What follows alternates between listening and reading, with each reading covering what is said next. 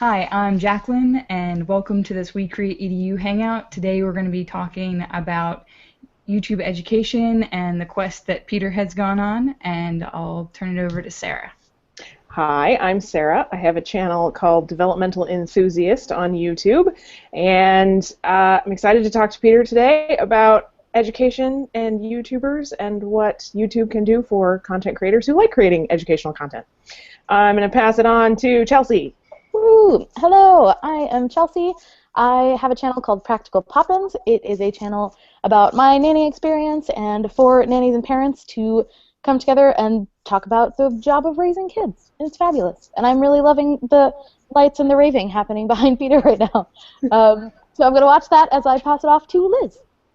My name is Liz. My channel name is High Waisted Pantaloons, and I'm pretty much just a vlogger and mom who talks about being a mom and also trying to find myself after what I've basically termed the mom coma. The idea that when you are in the first 2 years of being a mom, you're pretty much nothing but that. So I'm trying to find out who I am after that, because both my babies are older than that now. So that's what I do.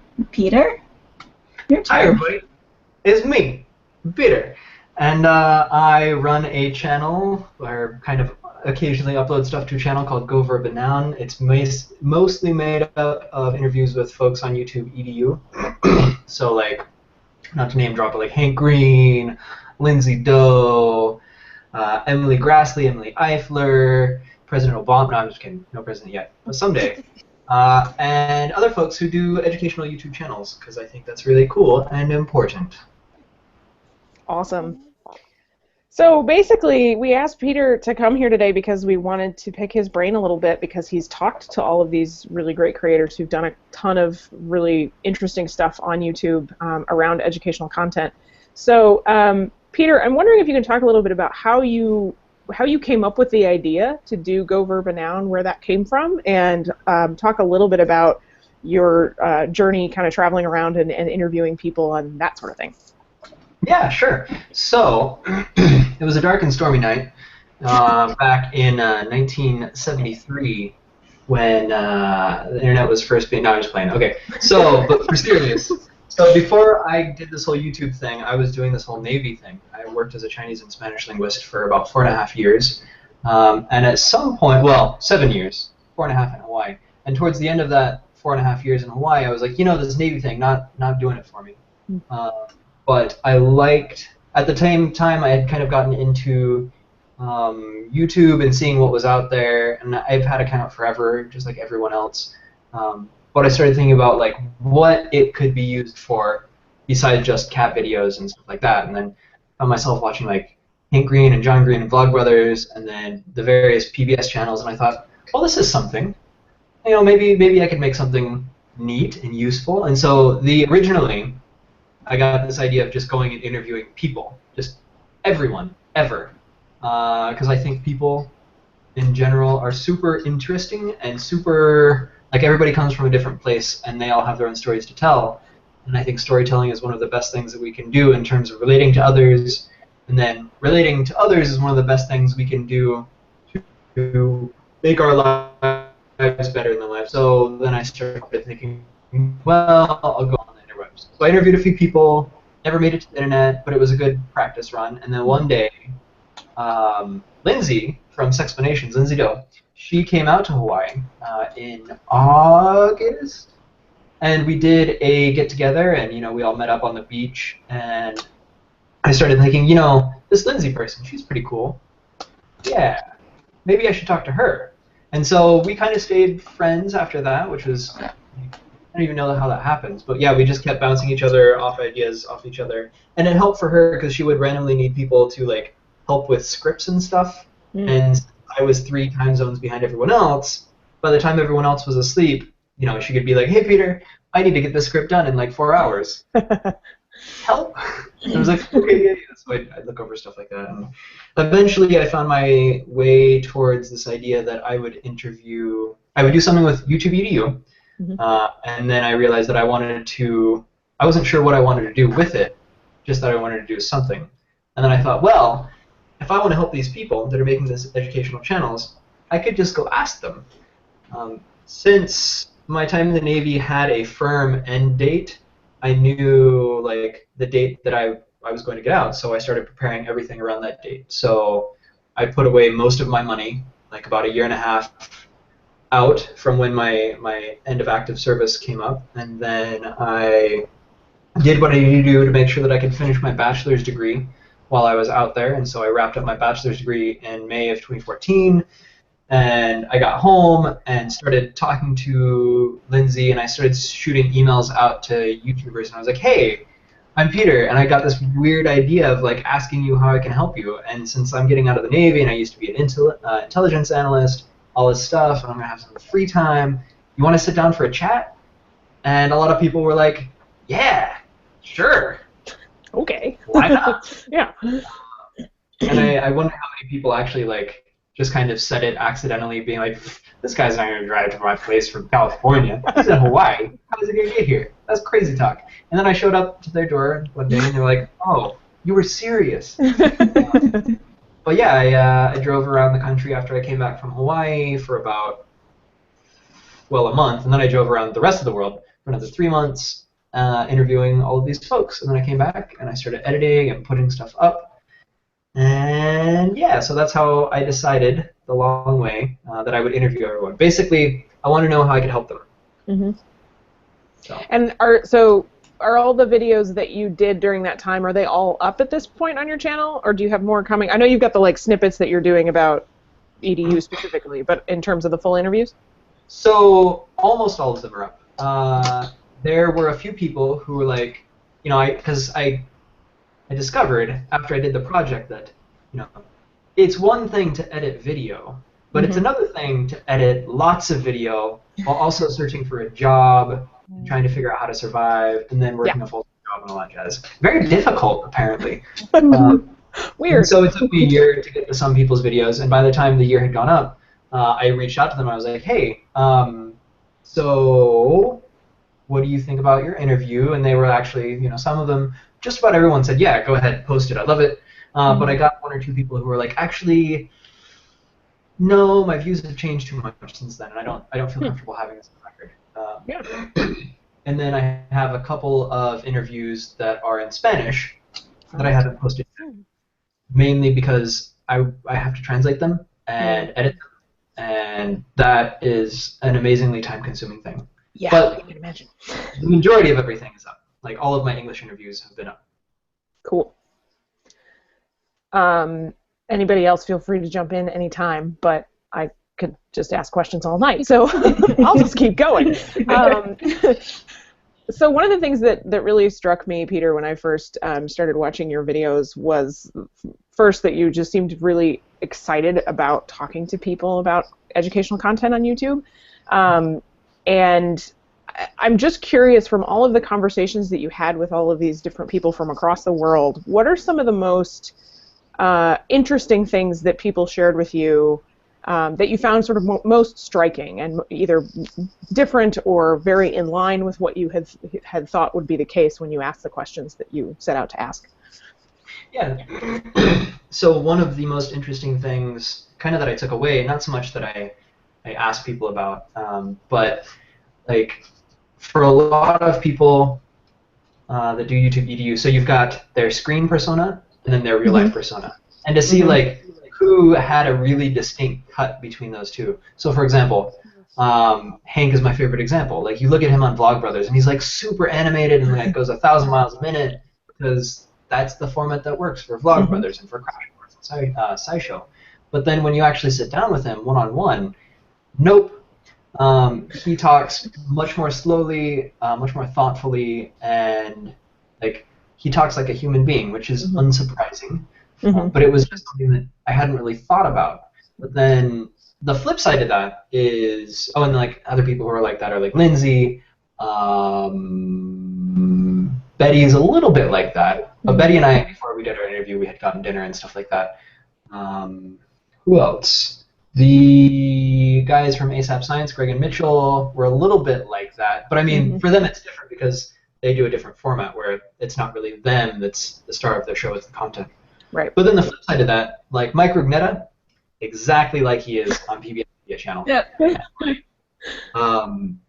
Aaron Carroll, exactly like it's the same person, and it funny. was interesting to think of like why that is, Mm-hmm.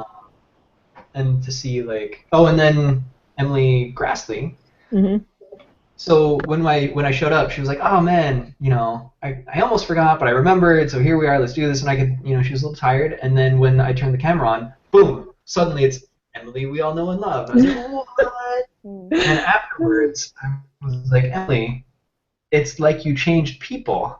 And she was like, oh yeah, you do enough interviews. You know how to turn it on and off. I was like, Yeah. what a trick. I only know how to operate it on, so... But that was a big takeaway. Another thing is that everyone who does YouTube EDU stuff cares. Like, nobody's really ambivalent about it. Mm-hmm. They're in it because they have personal reasons or they have high ideals about what it means to do it. Nobody just kind of does it because it's a thing to do. I thought that was pretty cool. Yeah, I could see that. Did you find that there were bits of either the creators' stories or little gems that you took away from them that you think would be especially applicable to newer and smaller creators who are doing educational content? So, like our little group of people here, like we're relatively new to the YouTube sphere, or have been lurking for a while and are just sort of getting on board. And so I think a lot of times we look for the creators who have been out there a while and look to their content to really help shape the way we think about things. But I'm wondering if you have any particular ideas about that from your conversations. Yeah, so the biggest thing that I noticed for just about everyone that I talk to is nobody's doing it alone. Everybody has a team, whether it's all of DFTBA or it's like Lindsay and Nick, or now Lindsay and Matthew Lidos, or like Emily Grassley and the other folks at the Field Museum. Like, everybody has a team, and I think that makes a big difference in what you can get away with, or not get away with, but what you can get yourself to do. Like the people who do it on their own, I did talk to a couple of people, like the guys in Spain that I talked to who their interviews haven't popped up. They're mostly lone wolves, although I take that back because one, if not both of them, now have big like teams. And just for reference, the folks who I talked to in Spain, one's channel is called Único Os, and he does math and physics education, kind of in the same way that Khan Academy does, but instead of it being like digital whiteboard, it's a whiteboard and he's in front of it and he does drawings and stuff like that. Cool. Super great. David. And then the other guy, whose name escapes me at the moment, which is terrible because we're friends on Facebook, and he sent me a Christmas card. I sent him one too. His channel is called Estadística Fácil, which is statistics, basically, and programming and stuff like that. And when I interviewed him, it was just him, as far as I know, but he also works with a school. Hector, yeah, because it's over the E. He was doing it alone, but I think he's got some friends that help him out now as well. So, and then just, in my own going off doing this, I realized how much nicer it would have been if I had folks that I could be like, hey, you want to do this editing for me? Or, hey. Yeah. But it wasn't so bad because, I've got Lindsay and I've got friends who I just be like, hey, can you take a look at this? What do you think? And then a lot of the folks who I interviewed were really great, giving feedback, because for all of the interviews I do, I obviously let them watch it first and give any feedback, make sure that they're comfortable with what goes out. And shout out to Mike Rugnetta, who did a stellar job on that. Mostly everybody was like, yeah, no, it's great, I like it, go ahead. But then Mike was like, yeah, so at the 14-minute mark, when I said this, what I was really saying is, maybe you can go with cutting that out. And then I'd go back and be like, oh, no, actually, I want to keep it because it proves this point. He's like, oh, yeah, I hadn't thought about it that way. And like that. That was super motivating. And that's what makes a big difference, is having a team is a good way to have motivation. So if you're on your own, find somebody to work. That's a good takeaway. I actually have a question. I was thinking about, aside from actually getting a yes, which is an important part of having the interviews, how much of it was content makers that you already watched, and how much of it was, I want to get math, I want to get science, I want to get, different subjects? Like how much of the decision-making process was based off of stuff you already watched, and how much of it was, I want to get these subjects? So I was less worried about subjects. I mean, I did want to get a good, solid sampling of all of like what's out there, because I mean, you've got art, you've got science, you've got music, you've got basically everything, and I wanted to get a good array. But a lot of it was, oh, I know who this person is, and I'm familiar with what they do, and so I would reach out to them.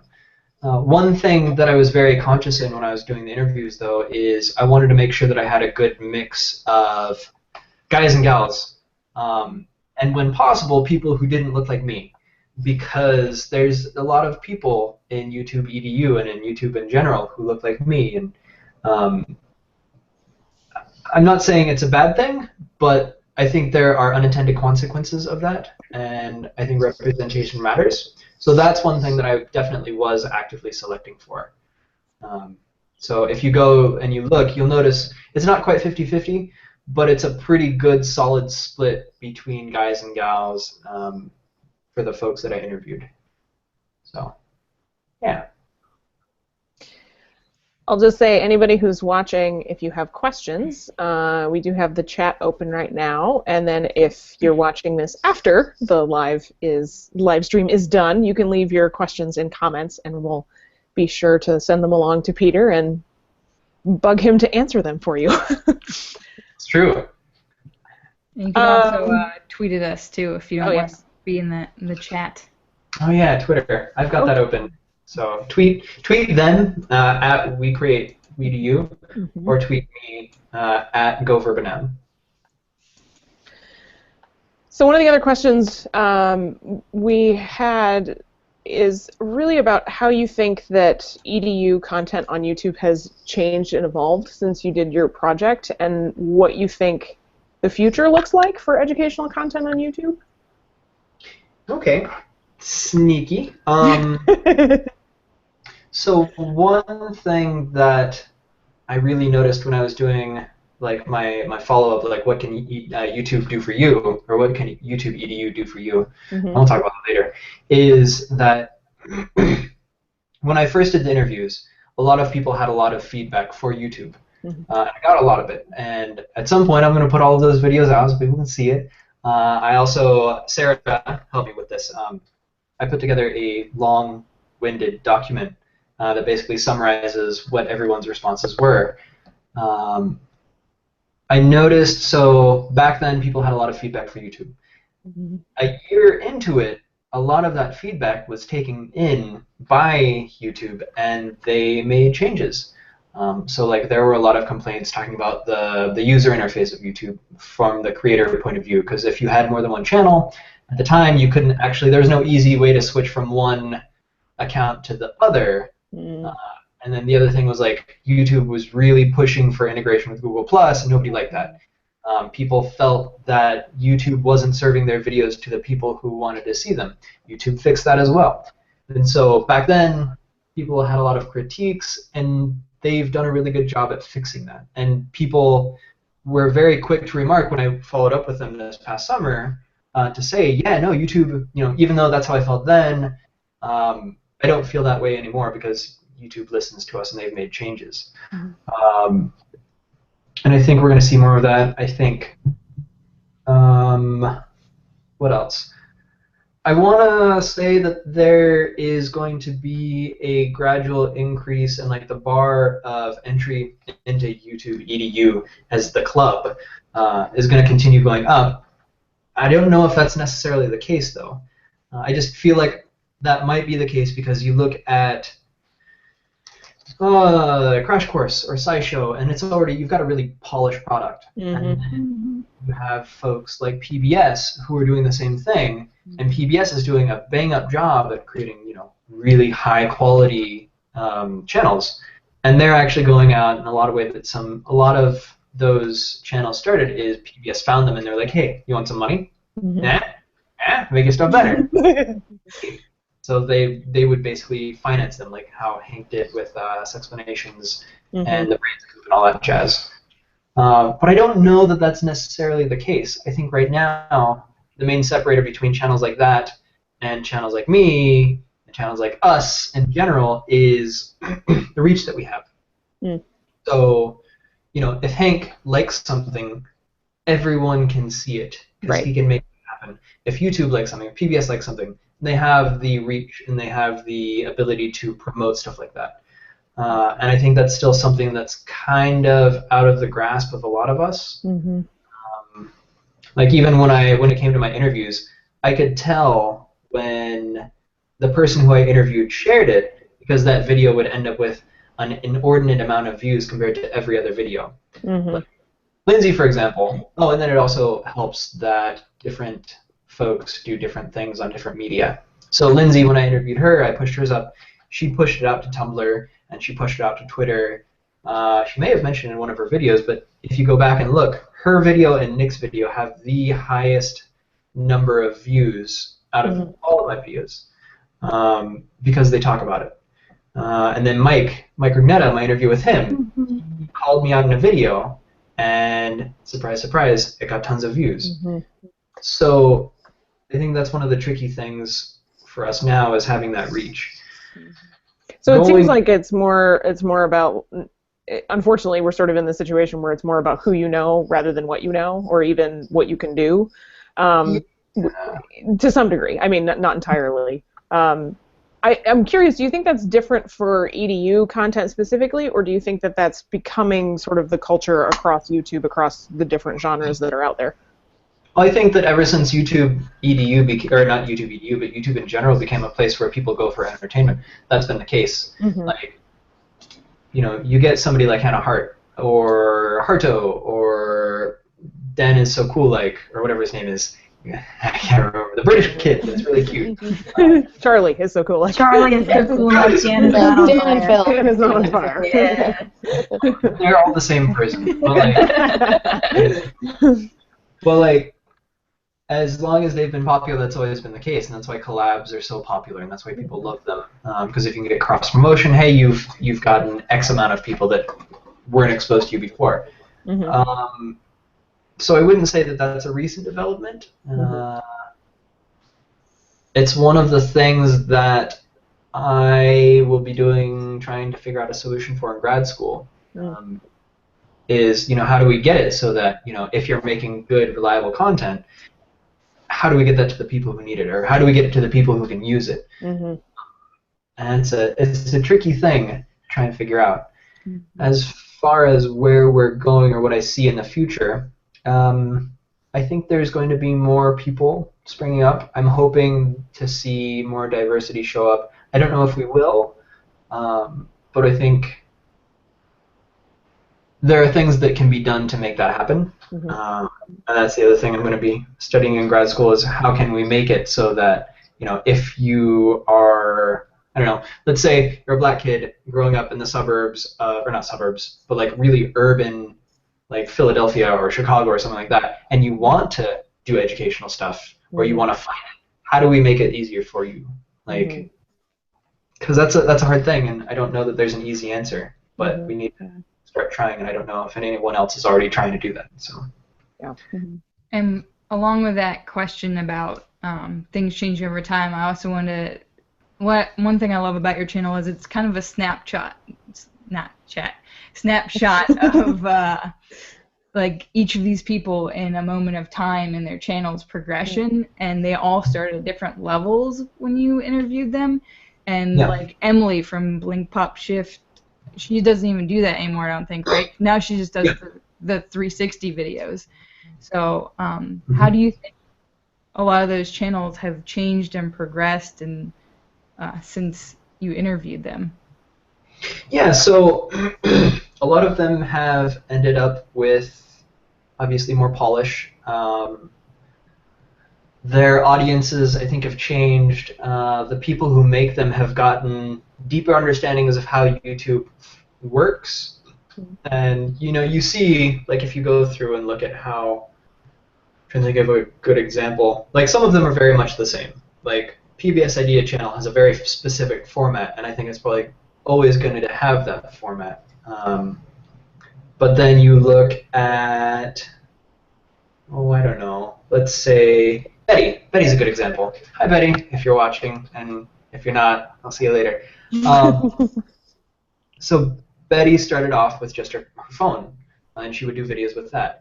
And she has since upgraded her gear quality. Her format is different. She's got a little bit more polish. You can tell she's more comfortable in front of a camera. It's still similar content, but it's got a finer degree of polish. And I think a lot of that has to do with, like, well, once you do it for a certain amount of time, you know how to do it. And that kind of goes to the whole, like, YouTube standards and, like, best practices and stuff like that. It's one thing to see the list and see what it says, but it's another to actually implement it. Because you might be able to try and do it, but until you're comfortable doing what they say, it won't necessarily have the same effect as they're hoping. I don't know. Do you want to talk at all about your mystery box project that you did? Oh, I guess. I mean, if you're asking. So for those of you watching who don't know, you can go to mysterybox.goverbanoun.com. Wait a second, I think there's a way to put this under my face. Hold on. There is a link in the description of this video too. There's a link in the description of this video too. So one of my side projects that was kind of stemmed from me looking for all of these EDU channels is, first I wanted to find people who I could talk to. And second, I was like, well, now I know these channels exist. Is there anywhere else that all of these are listed? And the answer that I found was no. So I was like, I guess I'll do this. So I made, originally it was just real simple. It was like a text list of channels and their subjects. And then I started breaking it out so that you can actually, you know, search for channels that cover specific topics in specific languages, whether or not they're captioned, the country of origin that the folks are from. And then since I come from a background of doing intelligence analyst, it's all about the metadata. So I also have things like, you know, whether they are a guy or a girl, you know, not just the country they're located in, but the state and sometimes the city, whether they are white or not. What else? Closed captioning? Yeah, so captioning, all that jazz. Because I think that's important information to have, and so I made it, search it, and filter by it, and find what's right for you. What I wanted to do originally, and I still have ideas of this, but time being what it is, it's not. I want to make it so that you can search not just by things like that, but also things like who the viewer is. So not just, oh, you know, I have trouble hearing, or I need to read, or I speak this language. It's like, I am a learner, or I am a teacher, or I am a casual viewer, or I really want something where I can sit back and just enjoy it for like a bulk of time. Because I think those are really useful things to be able to search by, because everybody comes to YouTube with different purposes. Which kind of goes counter to how YouTube is designed, where they just want you to keep watching, and so it's the shorter videos that really take priority in the algorithms. But I think that there is a lot of potential in YouTube EDU to provide things like learning resources. Like you look at Crash Course History, or Crash Course Astronomy.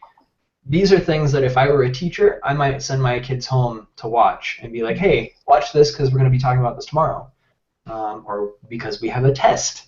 And the state that I'm in maybe has a bad education. I don't know. I know there's a lot of classrooms who are actually using it in their lesson planning, and you know, do a lecture and then pop in, you know, a 4-minute crash course and then keep going, you know. There super are helpful. things they're trying to do. I don't know how much is public and not, because I do the Patreon thing, so they do hangouts. Yeah, the like classroom materials and stuff. Yeah, so they're doing classroom materials. One of the viewers on the Patreon hangout was like, do you guys know you have a bunch of quizzes on Quizlet that people have written for you? Will you put real ones on there, please? So they're looking into that. And just a bunch of other things, maybe making them downloadable because they're having issues having them in classrooms.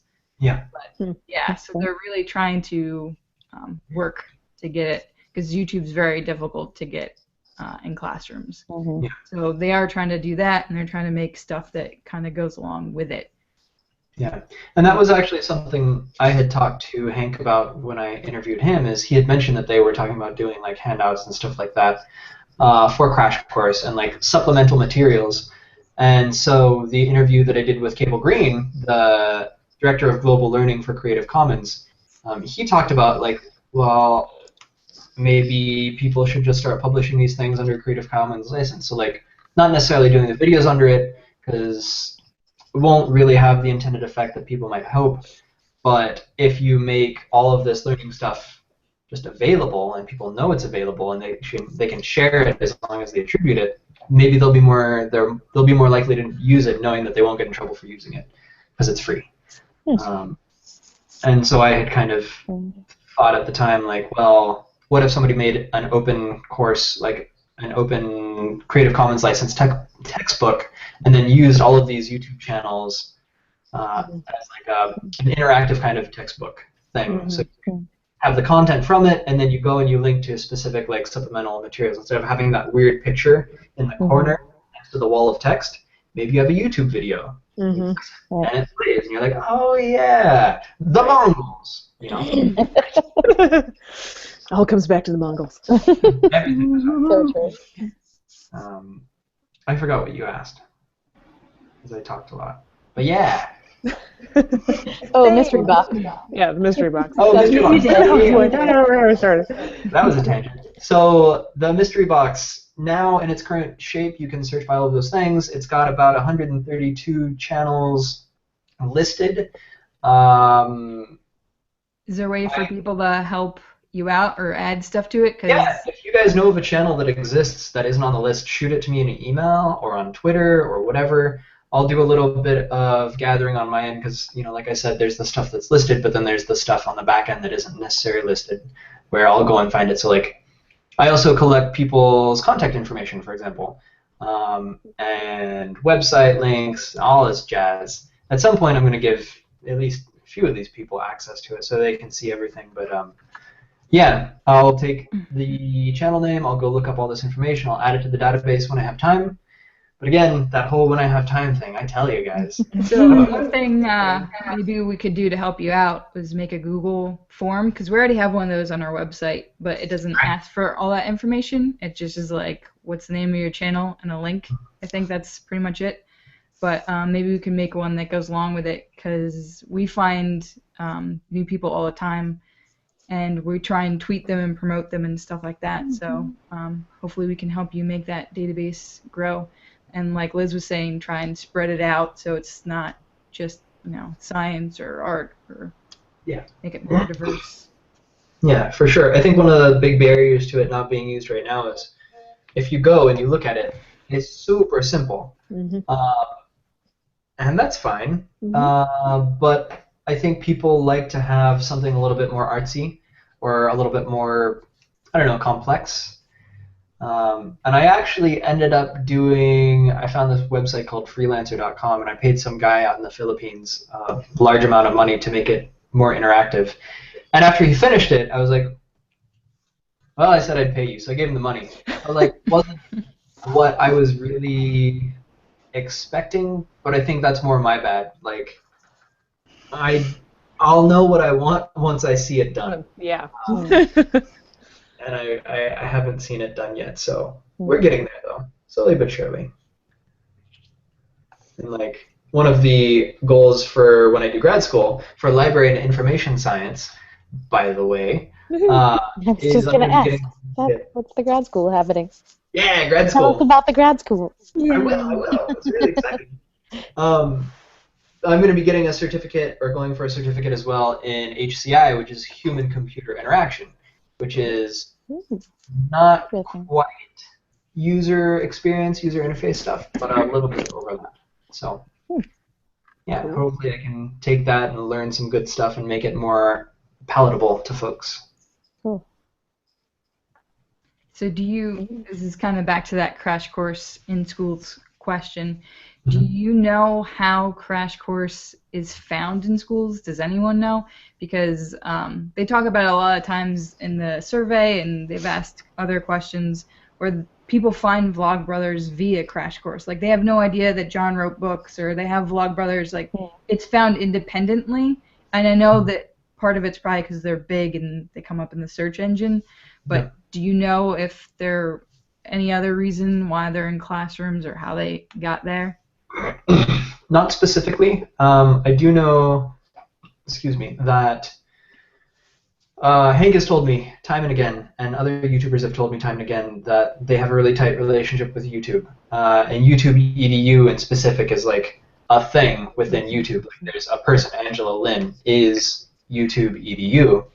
And YouTube, for the bigger creators, does a really good job at going and, asking these people, hey, what can we do for you? And I would imagine one of the services that they provide is, well, since Google or Alphabet has all of these different front-facing things, one of them, I'm sure, is outreach to educational institutions. So there's probably that, but I mean, a lot of the people who are teachers would be in this, honestly. Like, there's a very specific kind of mindset, and so I think a lot of teachers kind of stumble upon it by virtue of being big old nerds. But I have no proof, I have no evidence to support that claim, except for Sarah. Yay, nerds. Big nerd. Well, I'll just throw in that. So, in a former life, I did some teaching at the college level, and one of the things when you're preparing a lesson or a lecture that you really, really, really want are as many interactive things as possible, including YouTube videos. And the great thing about YouTube videos is they are free and they are usually pretty easy to find.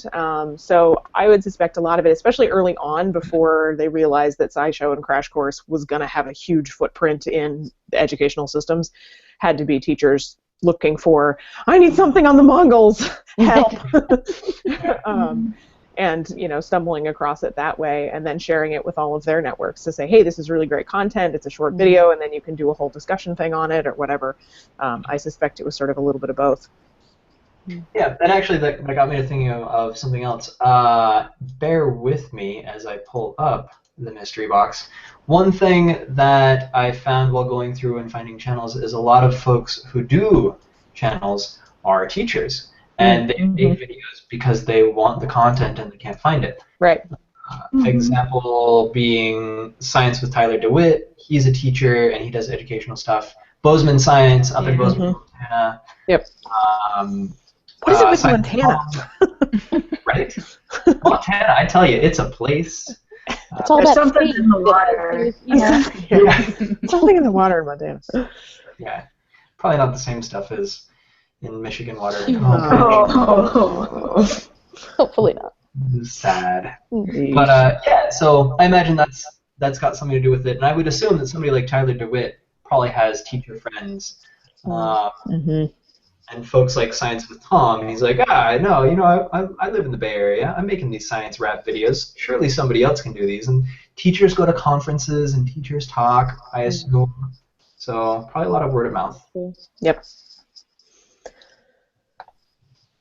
I have a question. It's kind of more related to how you got in contact with the people that you did the collaborations with. Do you have, it's not really a question, it's more just advice.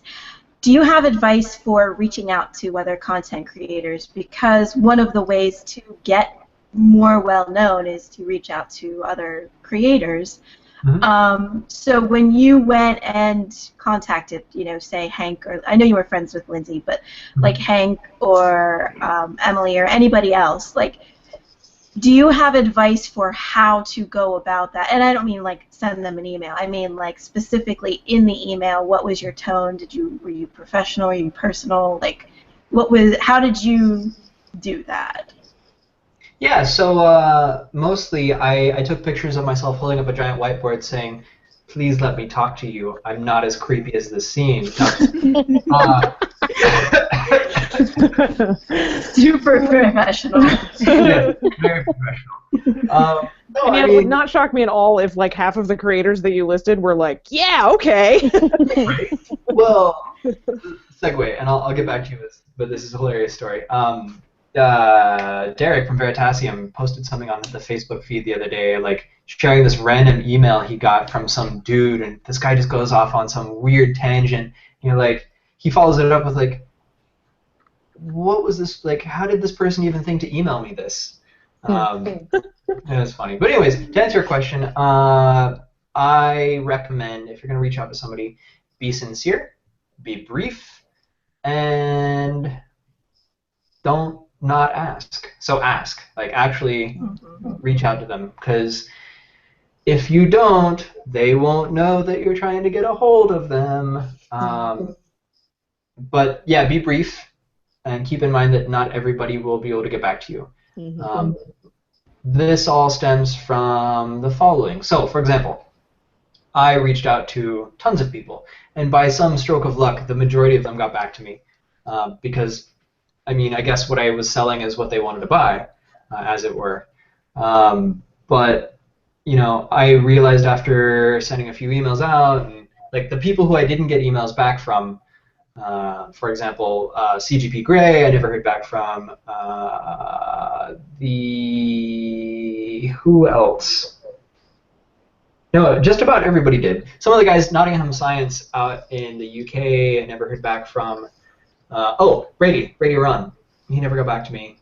But the thing is, like, they have done really great videos where they're just like, I get emails from everyone, and if it's more than like 5 sentences long, I won't read it. Nothing personal, just don't have the time. And, you know, the more that you put in your email, the more that they're going to feel obligated to put in theirs.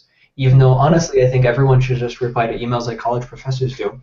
But whatever.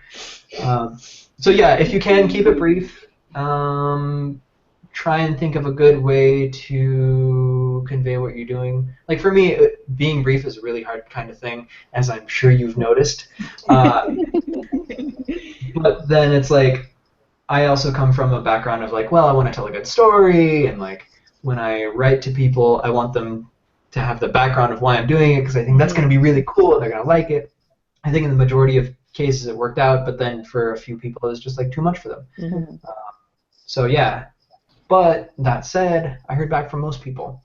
I think the most important thing though is reach out to people. 2 follow-ups to that. Did you make each email personal?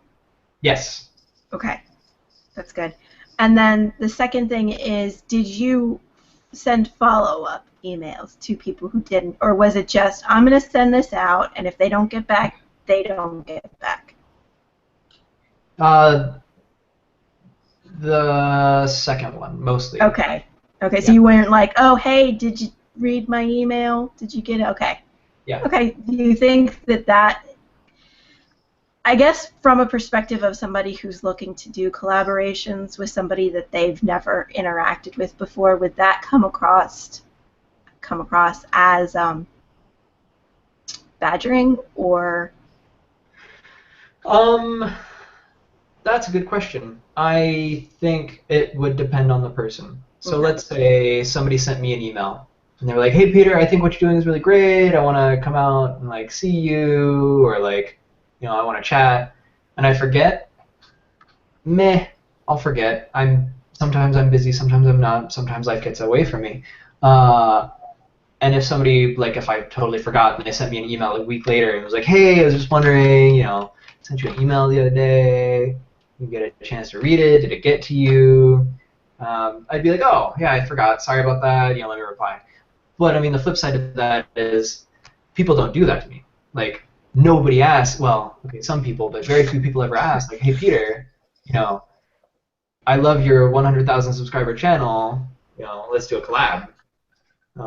Because, and like, for me, I didn't send follow-up emails to people because people are busy. I assume everybody's busier than I am. And I figure if they cared, you know, I put everything important in the first email, and if it appealed to them, I heard back from them. If it didn't, you know, maybe they didn't see it. Yeah. Yeah, I agree with that. I was just curious from a perspective of maybe somebody else that's looking to do collabs. Yeah, yeah. Well, one thing I did, though, because I did do follow-up for when I did proof editing, like when I wanted people to see the proofs of their interviews, because I just don't feel comfortable putting something out there without people seeing it. And even like, Nick was really good. He was like, "No, I trust you. Just go ahead with and do it." And then I was like, "Are you sure?" And then Lindsay was like, "Peter, just do it." He said, "Go ahead." I was like, "Okay." And then he saw it and he was like, "Oh, yeah, that was pretty good. Okay, good job." I was like, "Okay." But yeah. So, I'll also say that on the sending an email thing, I've heard some really great advice about how to do those kinds of things just in a professional context in general. And, you don't need to share your entire life story. We joke sometimes about that. I joke with other instructors about that sometimes you get like a student sob story that's like a giant email and you're like, I just need to know that you're not going to be in class on Tuesday. Like, that's all I need to know. Like, I don't need to hear everything. So, keeping it brief, I would totally echo what Peter said there. And then also, if you can offer them something, whatever that is, that's always going to be better. So I think, Peter, what you probably experienced a lot of was people probably thought, oh, cool, like, he's going to come out and talk to me about this stuff, and it's going to be on his channel, and I can reference it, or, and, oh, this is a cool opportunity for me to talk about the work that I'm doing, and, yeah, I don't know if that's how you experienced it, but it seems like a cool offer, the project that you described, so if you can offer something, that always helps. I think, and just for Go Verb and Noun, I think it was less that, but I do think that is really good advice. If you can offer something in return, do so.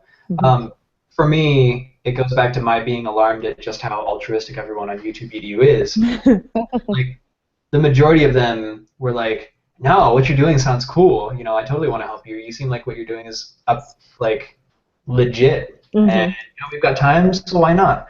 And when I ended up talking to Greg and Mitchell up in Ontario from ASAP Science, they flat out said to me, and I think I put it in their interview, like, no, we get emails like this well, not emails like this, but we get tons of emails from people soliciting from us all the time. And for most of them, we just either ignore them or we don't say anything back. But usually when it's that, it's because they want something from us with nothing in return. But we like what you're doing. We think that what you're doing can benefit others. Right. So that might have been for them what they get out of it, is they're doing something to help someone else. Right. Yeah, I mean, and we're not the like corporate types who are going to be asking for, I imagine that these creators get bombarded with those kinds of emails from, such and such corporation asking about blah blah blah, and that would get really tiring. So it's got to be refreshing to get emails from creators who are doing similar kinds of things and who care about the community as a whole. So. And to follow up on that, Gray and Brady had this very long conversation about this exact thing on their podcast, and the two that you didn't hear back from, they said, "Tell me what you want in the first sentence." That's all Gray reads is the first sentence, if that, of an email, because he gets hundreds a day. He actually had to pay a personal assistant just to deal with his emails. So say in the first sentence what you want from collab, whatever it's going to be. And as for the follow-up, I do think it is different with everybody. The SciShow collab that we just did, they wanted to work with us. Like, I had talked on a hangout with Caitlin, and she's super busy, and I had to follow up a few times, and I felt really bad. And I just stopped at one point, and then she saw me again on a monthly hangout. She's like, "Oh yeah, I was supposed to email you." So sometimes they really do want to, but they're just like so overwhelmed.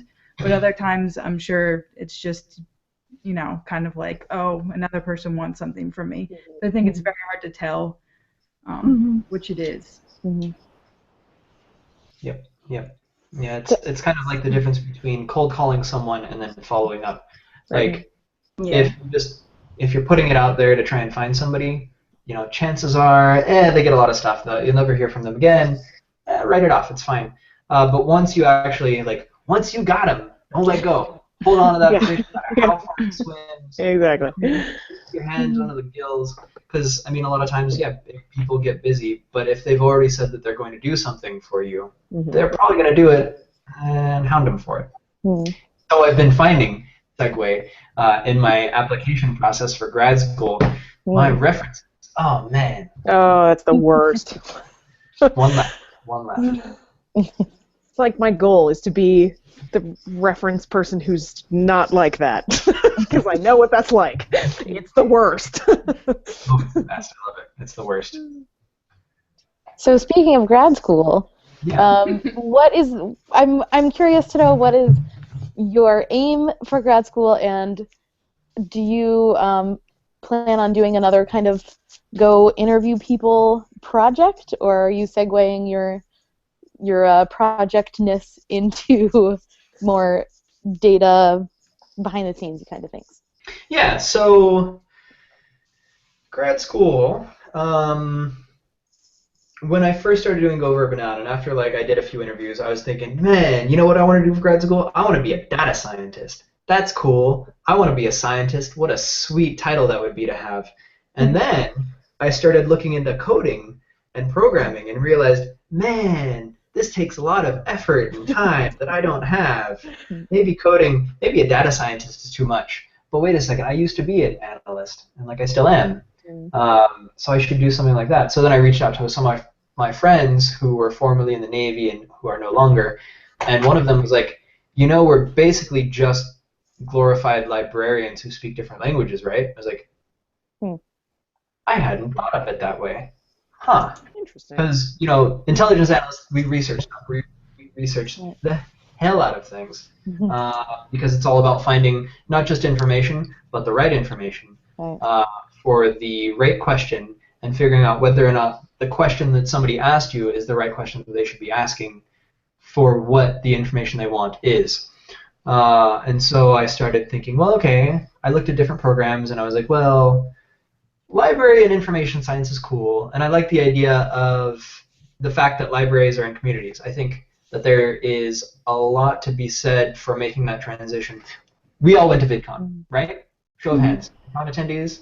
Yeah, exactly. And how cool is it when you are suddenly in the real place with these people that you've only ever seen on the internet? Now imagine. It's amazing. And I think we can do that with libraries. I think we can, if we can get folks to pay for it, we can make it so that libraries are the place where people go to do internet stuff together. Whether that's we get a library to, I don't know, set up a recording studio. Get Google to be like, oh, here's a camera, here's some audio equipment, here's a computer for editing. Go crazy. Or if it's a little bit more in-depth, hey, so we like what you do, or you're a teacher and you want to make stuff for your class, here's somebody in the same city as you who's already doing stuff like that, and maybe they already have 2.7 million subscribers. Maybe they'll put them in contact with them or something like that. But I like this idea, this basic idea of bringing the digital and the analog together. I think libraries are sneakily in a really good position to do that. But then the other side of it is information science. And I like that. I want to study and see how people are using information. It's one thing to have all of these videos out there, but if people aren't watching them, I want to know why. I want to see what works and what doesn't, what people can do to make their stuff more accessible. Either because they don't have the time, they don't have the money, they don't have the access to the internet. Trying to figure out all of the stuff, I think, would be super convenient in terms of putting it out there and making a change in how effective educational content is. Seeing how people use it, kind of important. So there's that. I'm going to say the researchiest of researchy things and say, I read an interesting paper the other day, because I did, about this kind of topic, and I'm not going to summarize it because I'm going to mix up what the effects were, but basically they were looking at, for people who are watching videos, that there's a difference between, for people who sort of appreciate it and feel an emotional connection to it, to the degree to which they're willing to either change their knowledge and behaviors, versus if it's a little bit drier in content. And of course I'm not going to remember what effect was what. But it was really interesting thinking about, even if we put the content out there, there's no guarantee that people are learning from it or using it in the ways that we had ever intended, for better or worse. I mean, there are ways in which, obviously, we've seen that people take content like Crash Course and SciShow and use it in their classes in ways that were never planned. But on the flip side of that, if we're like, people are going to learn about whatever from my videos, and then they don't because of something that I did in the video or didn't do in the video, that's useful to know. So I think it's interesting that there's this emerging field about how people take information and use it in their daily life and how it informs their knowledge and their behaviors and all that kind of stuff. So, okay, turn off researcher mode now. Well, and part of it, along those lines, kind of extends to, whoa, my camera, there it goes, extends or derives from Derek from Veritasium. Like, he did his PhD on the effectiveness of video in teaching. And like how you teach physics in a way that people actually learn from it. Cool. And his whole thinking, his reasoning behind that is, people aren't studying this. Like, and he ended up doing a great video. If you guys haven't seen it, like, this will be the next big thing, it's called, or something like that. It's just, there's a dearth of research on how this information is being used and whether or not it's effective.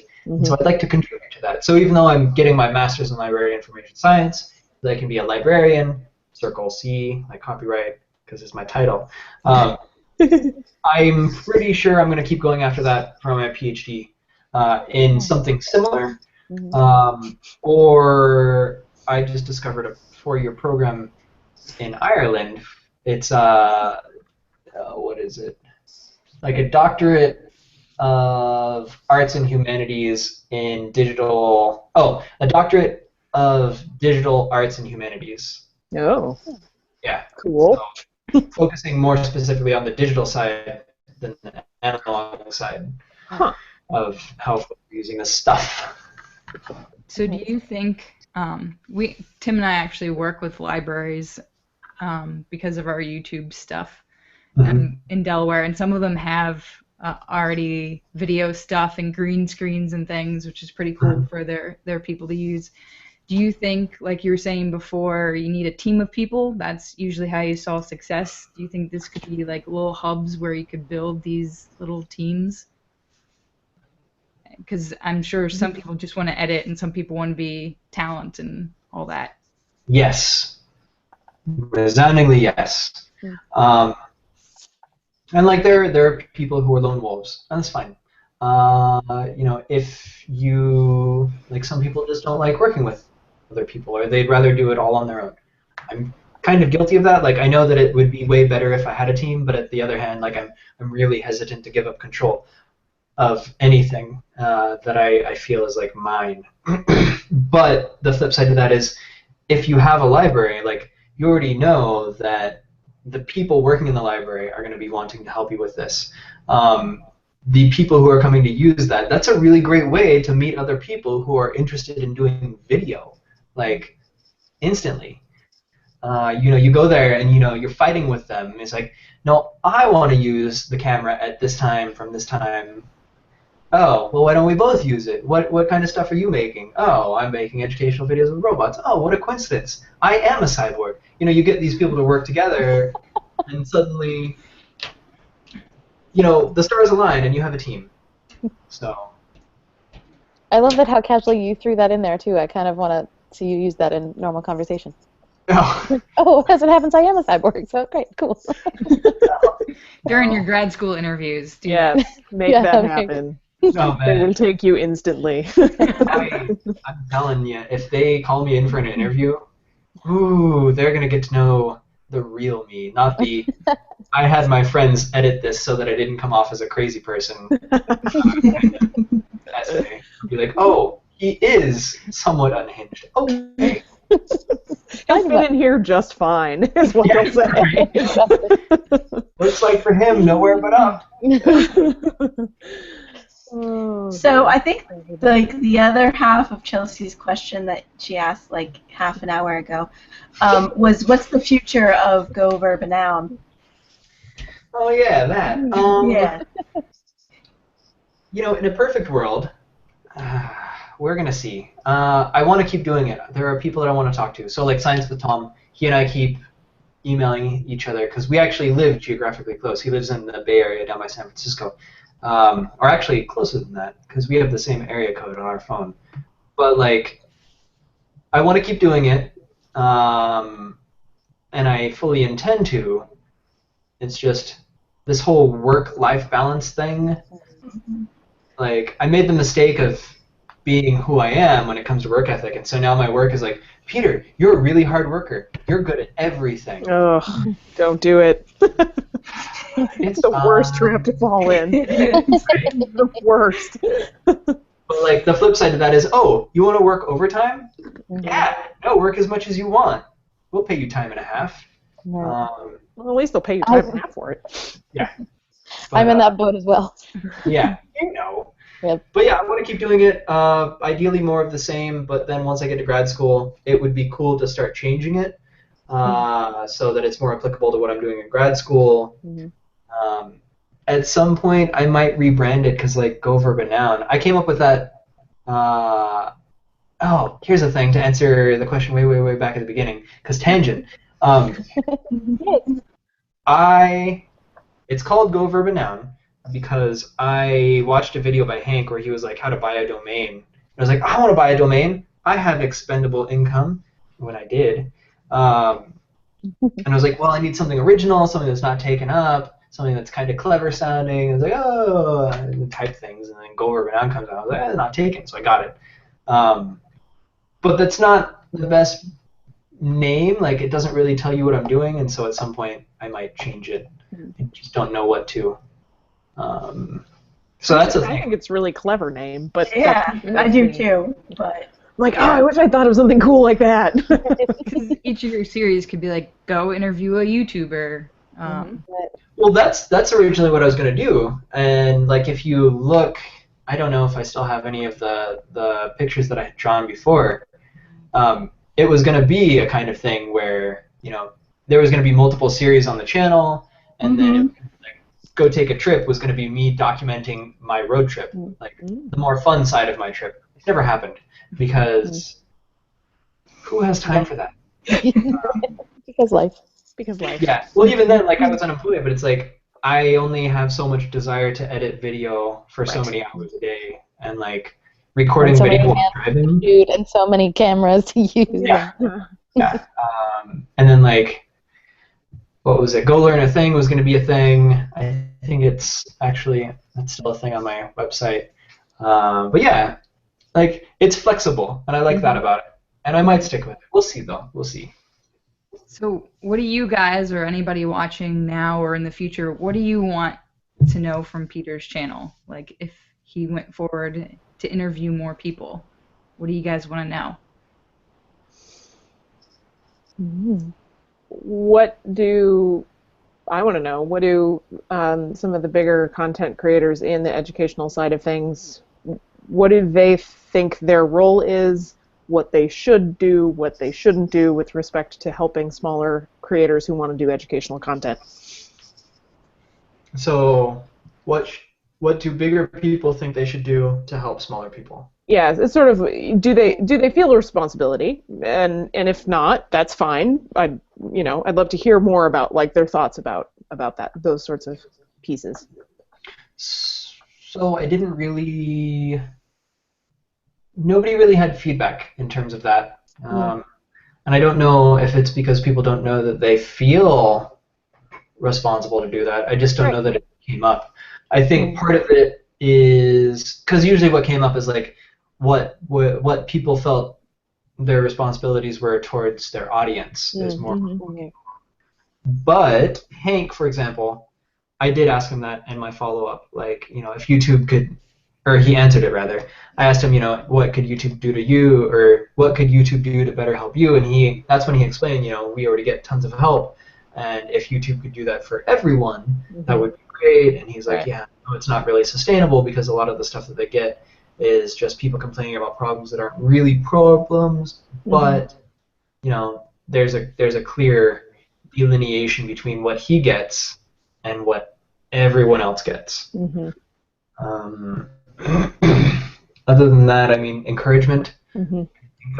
is what a lot of people feel responsible for, because nobody wants to be like, oh no, don't even try. And I don't think anybody really feels that way either. Like, I don't think you could look at anybody on YouTube who would say, oh no, don't even try YouTube. They're more like, no, definitely do it. Yeah. It worked out for Yeah. me at the time. But other than that, nothing particularly comes to mind. I mean, Hank and John have scholarships, basically. YouTube does the same thing. I know people like promoting other folks that do stuff. Like, that's how, not Botany Girl, but Science Girl, is it? Physics Girl. Physics girl. Physics Girl. Yeah. She has That's a how she 3-stage story, I think. I think of Vlogbrothers Grant, and she did the flame thing. That do you guys know that contest at all? How do you explain what a fire is? Alan Alda, the guy that was in MASH, Yeah. Oh, Yeah. started this contest, and he does a different one every year. I actually was going to do it the year that Physics Girl did, but I didn't have enough time. And it was, what is sound? She explained it, and she won that competition. And she got a Vlogbrothers grant, and I think then they retweeted her stuff out too. So that's kind of how she got to be where she is. Nice. And Betty's in the chat, and she's asking questions. I'm going to chat. She says, I put it in our little chat, what she's saying. The chat's on the live video. And she says, I want to know how people think educational content can be economically sustained beyond crowdfunding. that's such a good question.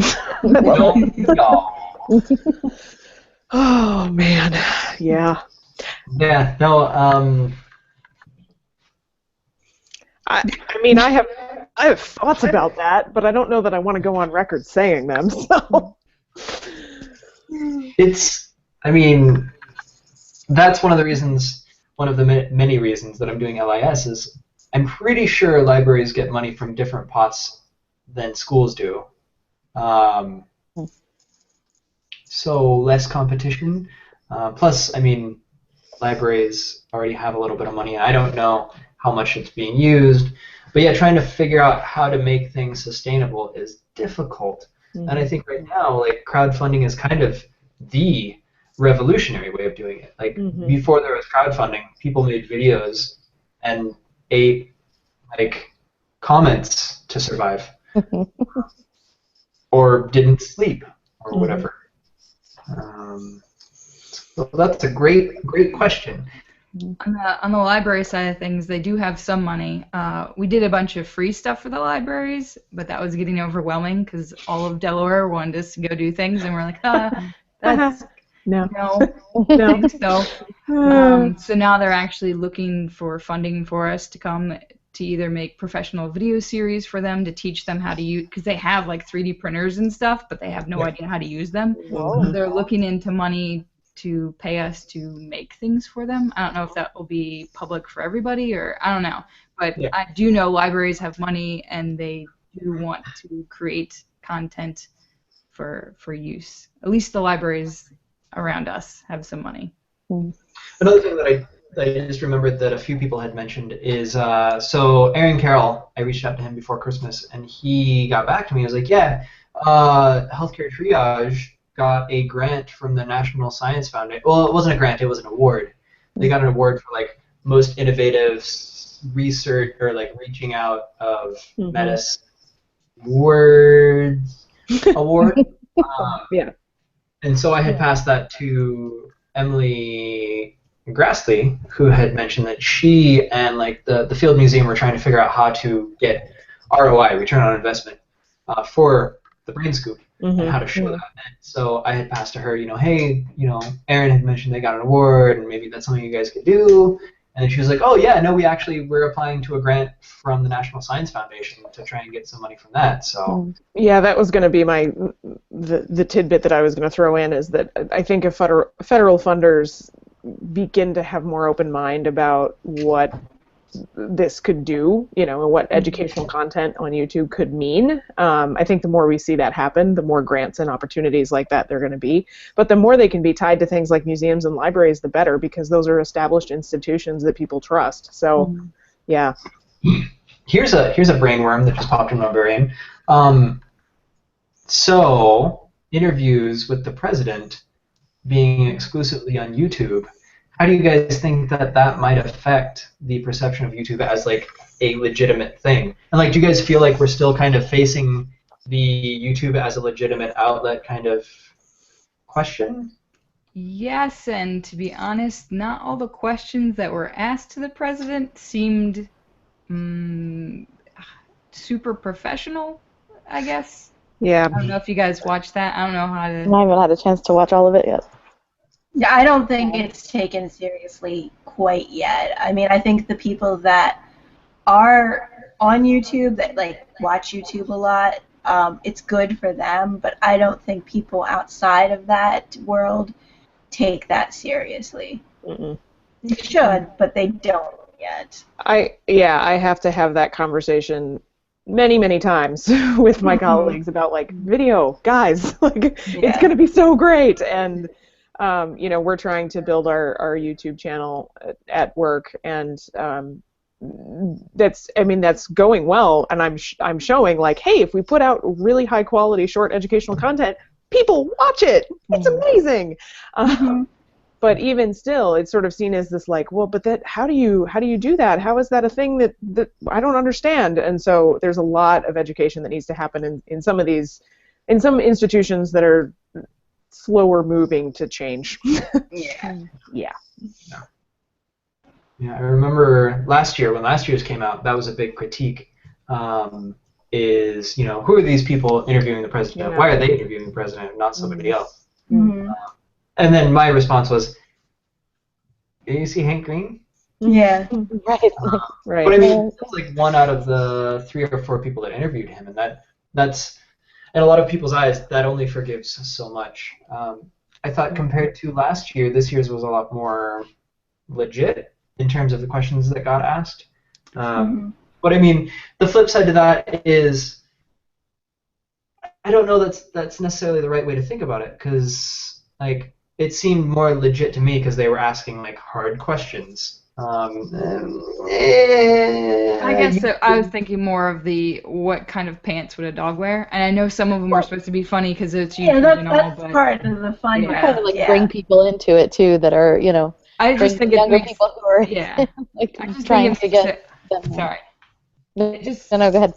It just makes it harder to seem legitimate on YouTube when those are the YouTuber questions, if that makes sense. Like, I get that you're trying to make it more fun and things like that. And people in the chat said, I think it was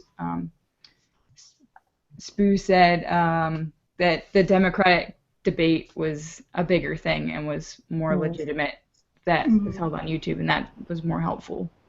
It sort of depends on which paradigm you're coming from. If you're coming from traditional media, then then the YouTube interviews seem like a waste of time. But if you're coming from the paradigm of YouTube, those questions seem a lot more hard-hitting and, you know, actually kind of pushing on some issues that are important to the YouTube community. It's super interesting to me watching these two worlds kind of evolve next to each other and not really know how to play together or talk to each other. It's fascinating. Yeah, and I think that's why the fact that he decided to do those, I think that was a really intelligent thing on the president's part, because he was getting to that that market, that frame of the YouTube, like the people that watch the YouTube. He was marketing towards them and trying to get on their level, and I think that that's good, but I also don't think that they're quite mainstream media, you know. So as much as it was smart, it's still pretty niche. Right. Well, I don't know. That just makes me kind of feel like there's stretching to be done with both sides. You know, like the mainstream media, quote unquote, has a decent bit of work to do to come along into the modern internet digital space, but also the digital space has a lot of learning to do in how to ingratiate, I don't know if that's the word I'm looking for, but maybe, the, traditional media style and take the things that are good in that style and use those in the space, So I feel like there's still a lot of wiggle room where each side can work together to do that. Yeah. Trying to see if there's more questions in the chat. I know, the chat's very active right now. Oh, there's more chat? I need to pull that up one of these days. Because I know you just can't, like, for whatever reason, can't do it inside Google. Cause No, you can't, because that would make sense. Right, because that would make sense. Fine. Let's try to do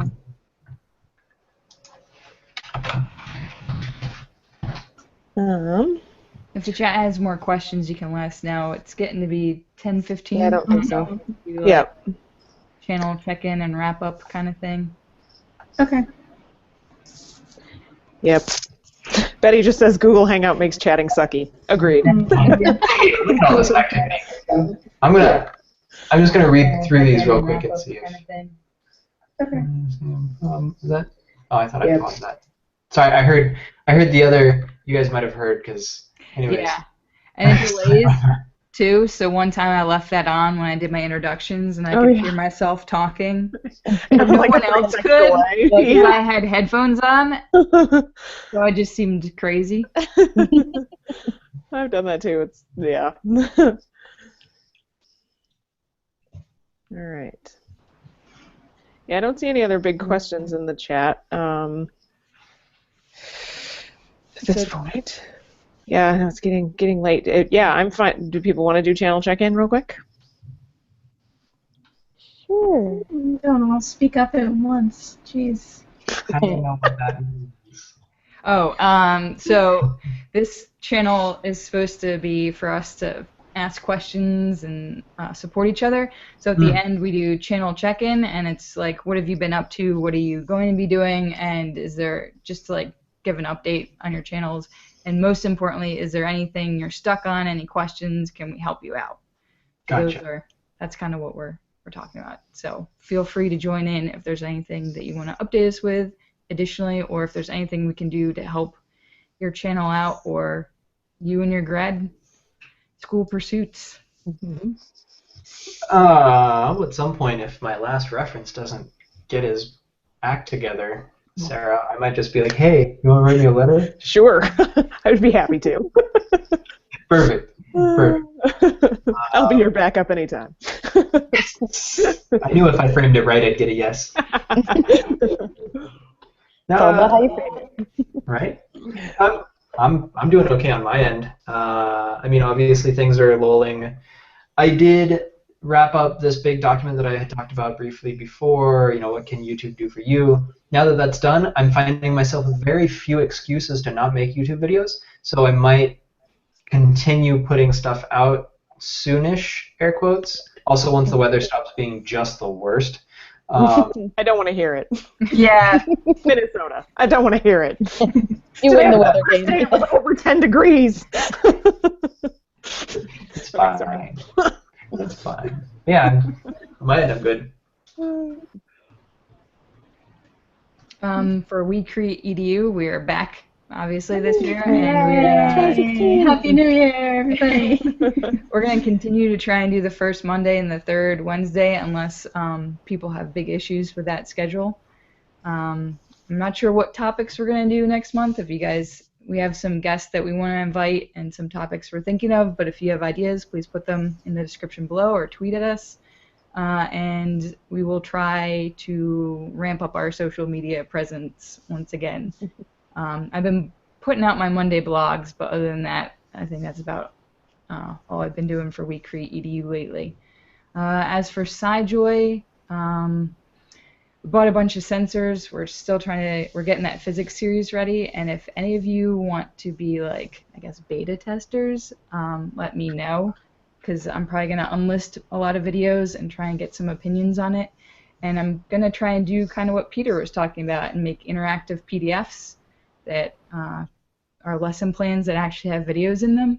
Woohoo. So if people want to be beta testers for those, just let me know. I'm raising my hand. I will. Oh, and yeah, we did a collab with SciShow. And I think Yeah, that which was is our awesome. Super cool. Yeah. biggest thing. So. Actual. All right, I'm just gonna go next. I'm just gonna peel off the Band-Aid. I just did a collab with my friend from California, and I have the other half of that coming out tomorrow, actually. I do have a question that's kind of relevant to what happened when I was working on that video, but I'll save that to. I am starting a podcast, and it's going to be on the 25th of every month. Woohoo! So, yeah, that's the thing that I'm going to do. What's it about? Gotta give us the whole spiel. Yeah, I know. I'm going to. It's the podcast is called My Liner Notes, and basically it's about my love affair with music that has been pretty much since my entire life. And the beginning of it is Dick Clark once said that music is the soundtrack to your life, and these are my liner notes. So it goes into more detail about how music has had an impact in my life, and I'll go through and talk about different songs and why they matter to me, and just how much I freaking love music. So, like I said, it's gonna be monthly right now until I kind of get into it, and then might do 2 a month. But right now, I'm just gonna keep it to 1 a month because I'm already doing 2 videos a week, and that's a lot. So yeah, the 25th of every month. And if you are subscribed to my channel, I will be posting links and, tumbling and tweeting when my first episode comes out.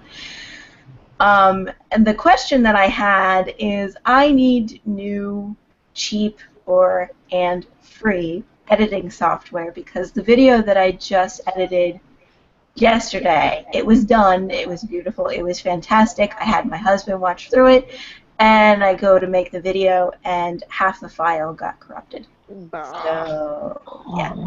And this is not the first time that this has happened with this particular editing software that I have. So if anybody has suggestions for something cheap, that is not Apple, because I'm not an Apple user, I would love to hear it, because I have had enough of this software completely destroying the one thing that's supposed to be easy and good in my life. Not to be too dramatic or anything. But yeah. Okay, so I guess that's where my channel is. I'm doing a podcast, and my channel is just moving forward, 2 videos every week. I did change around my schedule as far as when I edit and work on my videos. That made my personal life much better. Cool. But yeah, that's it. I can jump in. Things are pretty good so far this year. I found that I had a little time over the holiday to actually do some editing and filming some things ahead of time, and oh my gosh, that makes life so much better. So it makes it a lot easier if you don't have to write and film and edit and upload all in one day. Yeah, that's what I'm doing too, Sarah. Yeah, it's like I do the editing and all the other stuff like a week before, and then just the day it's up. Yeah. And so much better. I don't know if I can keep up that pace, but I'm going to try. So a couple of my videos recently, I just uploaded one yesterday, I think, yes, about what it's like to get an MRI, because that's a thing. So I, as a part of a longer series of going and talking to a few of my grad school colleagues, we went down to our little pretend MRI scanner, and I had my friend Amanda show me the ropes and put me in the scanner and everything, so it's kind of fun. And then I'm also doing a short 2-video series on resumes and cover letters and job interview tips and tricks. So helpful. Yay. So helpful.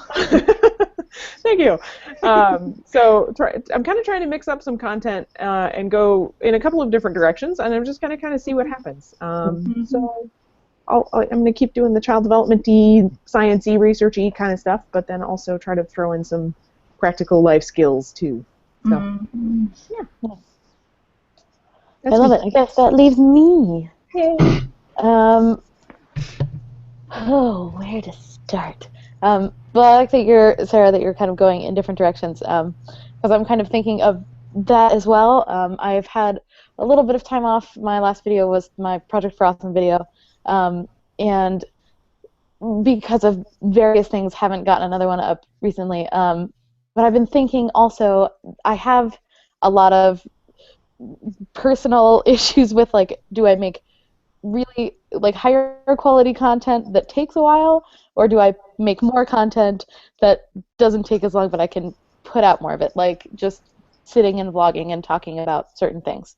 So I think I'm going to try and switch those up and see how that works. So maybe do some, like, Q&A kind of things and put out, you know, for other nannies or parents who have questions that I can use my experience to answer, and just do some informal, like, hey, if you have a question about, you know, your 3-year-old's temper tantrums, ask away, and I shall, you know, let you know my advice based on my experience. So Awesome. hopefully, you know, that'll be good, and we'll see what happens. Awesome. Yay. Sounds good. Cool. Huzzah, YouTube. Yeah. And on that Library note, of Sciences and Data Grad School. Just trying to see if anybody in the chat wants to do a channel check-in. They're talking about auto-translating subtitles and things. Yeah. They went down a rabbit hole. They did. That's awesome. We've all been there. All So right. the next, I will post links for the next one. I think, yeah, February 1st is actually the first Monday of the month, so that will be our next hangout. All right. So, Oh, Betty just checked in. okay. Checking in. I am so behind on everything. Don't worry, Betty. You and me both. Join our club. We can all be behind together. That's right. Here's a random thing, since we're just putting random things out there. I have a bunch of public domain books. I realize you guys can't see them, but they're really old. And I was thinking I'd just start doing audiobooks on YouTube and reading. Oh, there you go. Don't know that I will, but it's something I've been bouncing in my head. That's cool. Might as well try it once, see what happens. Yeah, it'll be fun. Yeah. Well, I think that about wraps it up probably for us, because we've been going for an hour and a half. And if I make this into a podcast later, that's going to take me about 3 hours to edit. So, sorry. So thank you guys so much. Thank you, Peter, for joining us. Yep, no problem. And if you ever want to come back, let us know. Always, yeah. Wait, let me click on you so everyone can see what you're doing. Oh yeah, because it's just Betty made a comment. Oh, your hair is so long. I'm like, oh, Betty, you have no idea. My hair is longer than the last time I made a video. Well, okay, let me rephrase that. In my brain, it made more sense. I was saying that it's been a longer time since I made a video than my hair, you know, whatever. And your hair is, or something. Yeah. Okay. Words, hair. Words. It's not even late for you, Peter. Come on. Hey, I'll have you know, I have no excuse. Oh, goodness. I am an android. Oh. Cyborg, that's right, cyborg. Cyborg, yes. Hair. And it all devolves. I think that is an excellent way to wrap it up. I can keep doing this.